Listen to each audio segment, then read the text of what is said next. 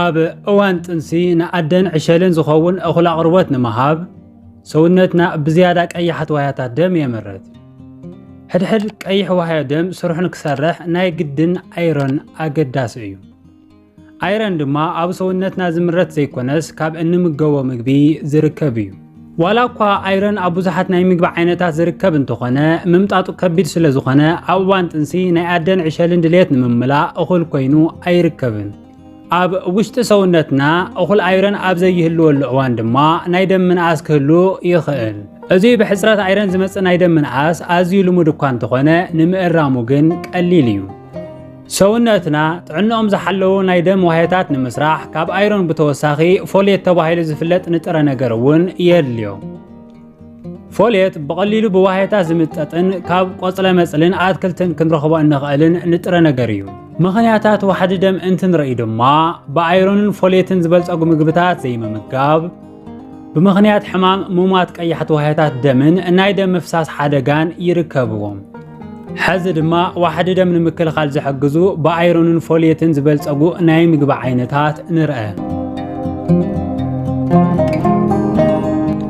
ደርሆ፣ ዓሳ፣ እንቋቑሖ፣ ስጋን ውፅኢት ስጋን ብኣይረን ዝበልጸጉ ስለ ዝኾኑ ምምጋብ የድሊ።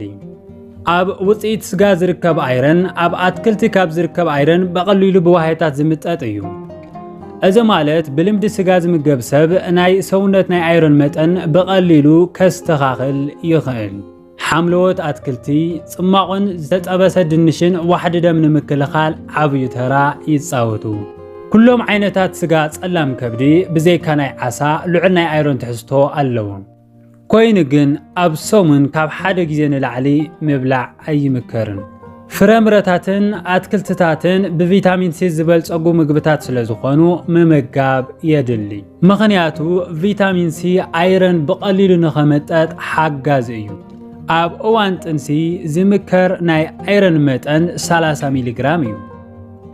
ካብ ምግቢ ጥራሕ እኹል ኣይረን ምርካብ ኣጸጋሚ ስለ ዝኸውን ተወሳኺ ፎሌት ዝሓዘ ናይ ቅድሚ ወሊድ በዓል ብዙሕ ቫይታሚንን ናይ መኣድን ክኒናን ምጥቃም ኣገዳሲ እዩ።